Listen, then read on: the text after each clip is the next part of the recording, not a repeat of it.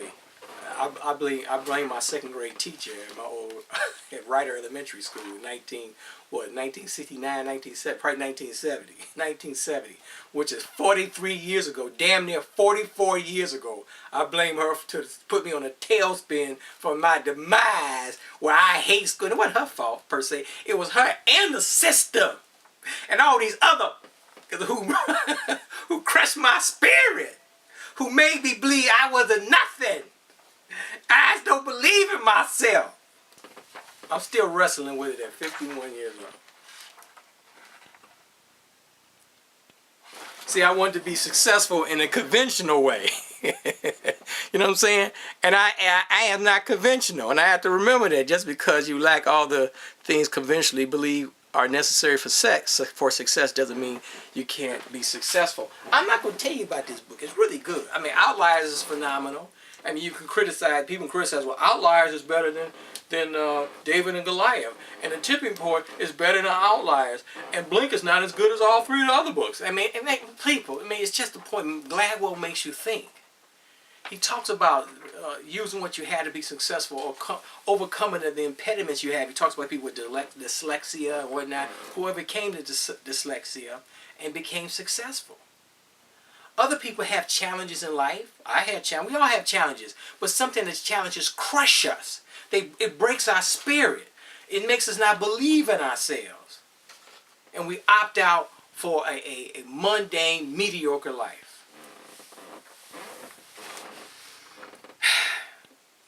You can't give up, but try not to give up.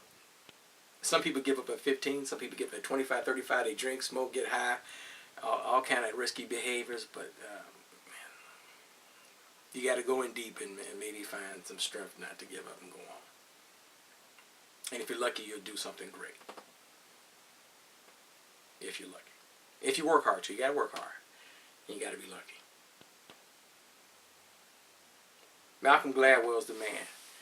He also talks about in the book David Goliath. I'm not gonna do a dissertation because I ain't did my homework like I didn't do my homework 40 years ago, and I ain't do my homework now. I do just enough to do a decent presentation right out of my mouth. That's my gift. But he talks about crime, and I can't do a dissertation on it. I had to read it 4 or 5 times, write some notes, and then I can get a teleprompter or something to study the lines. I can give you a dissertation. But read the book. He talks about crime. And the way he talks about 3 strikes and combating crime in a housing project, and he talks about how we should approach the way we are trying to end crime. We're trying to end crime in Chicago in a very authoritative way, which in the short run works. In the long run, it really doesn't, and it destroys lives.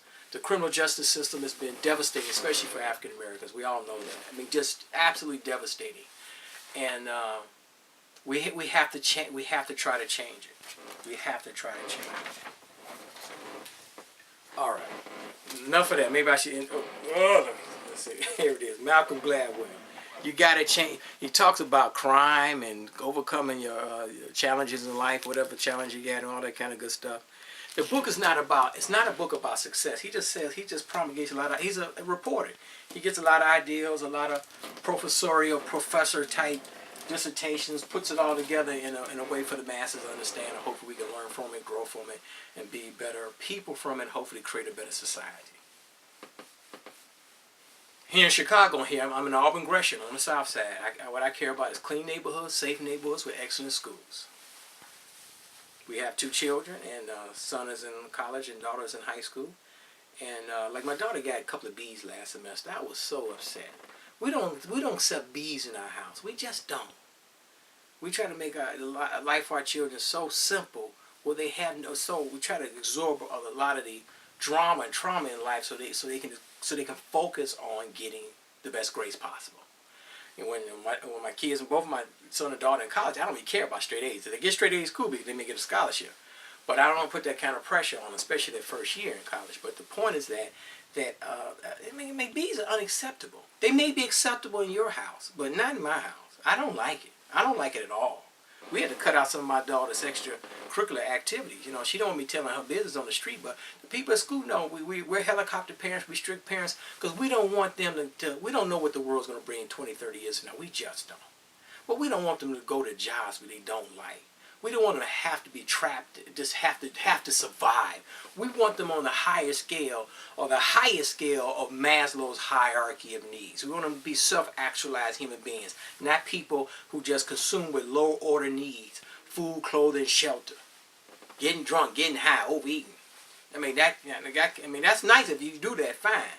But if you get a taste of the world beyond food, clothing, shelter, man, the air is fresher on the top of the pyramid. It's less crowded on the top of the pyramid, if you will. I mean, I did not train my children to be doctors and lawyers. I didn't push them that hard. Didn't put them in the best schools. Malcolm Gladwell, I can go back to the best schools. Malcolm Gladwell talked about it in the book. This is my new Bible now. David and Goliath. He talked about the story of David and Goliath too. And you may have seen him talk about that, but that's just one story in the book, which is an excellent dissertation he gives about the story of David and Goliath. But he talks about in the book about going to elite colleges. I did not push my children to go to elite colleges because it's beyond my scope. It's beyond my frame of reference. It's beyond, way beyond. Michelle Robinson went to an elite institution. I believe, would she go to Bryn Mawr Grammar School, I believe? If I'm wrong, call me. Then she went to Whitney Young High School, one of the best high schools in the state. They went on to Princeton. But that's beyond, I didn't man, I don't even want to push my children that hard. Basically, because I didn't want them to be bourgeois Negroes. I ain't going to lie to you. They may end up being bourgeois Negroes anyway, but I didn't want to be too bourgeois and too much of a Negro.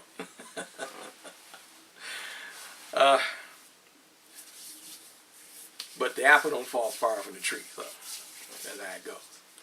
But the point is that Malcolm Gladwell talks about in the book David and Goliath about going to an elite university, going to the best school, the best college, versus going to a college that you're more likely to succeed. School is a better fit. I have a son in college, son in college, daughter going to college next year. And that's that whole college thing is about. And college ain't for everyone. It really isn't. No, you don't have to go to college, a 4-year college. You can go to a 2-year college and make decent money in America and be very happy. The 4-year college in our family, that's just vanity, the parents' vanity. That's our dream, okay? And they don't have a choice in it. They going whether they like it or not. Because if you don't go to school, you can't live in my house. You ain't going to college, you cannot live in my house. That's our rules. I don't know about yours. That's our rules. So picking a college is that you're trying to find a school that fits. Like I told my children, you're not going to this college of your dreams. You're going to the college we think that's going to fit you academically, socially, and the most important, fit your parents financially. You're going to the school that we can afford. Now, we're going to overpay for school. I can send both my kids down to Chicago State and save $50,000.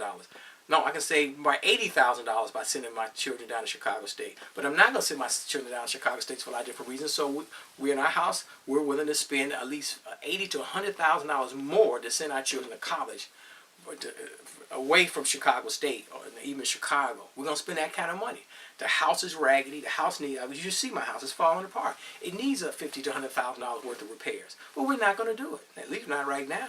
We're going to live in this raggedy house and drive raggedy cars and wear raggedy clothes, and we don't go nowhere. We don't go out. We don't do nothing. And we're going to put all that money into our children's education.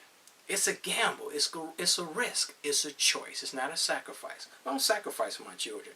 We choose to do this. Everybody has their own choices. Everybody has their cross to bear. And there is no right and wrong. There is no right and wrong. So going back to picking a school, for some young people out of high school, the elite colleges is best for them to be a big fish in a big pond, or big fish in a little pond, whatever. He talks about big fish in a little pond, big pond, little fish, all that kind of good stuff. Sometimes, but for some children, they better off going to a Chicago State versus UIC, or UIC versus Northwestern. Some students may be smart enough to go to Northwestern or the University of Chicago, but Illinois State or Chicago State, Governor State, UIC is a better fit for them. For some people, a more challenging school is best for more challenging school, whether it's grammar school or high school. Okay, let me take a break and I'll come back. See my little flip phone? See, that's why when you got send kids to school, you can't handle a smartphone. You got to get the flip phone. That's all you need. Let me take a break, and I'll be back.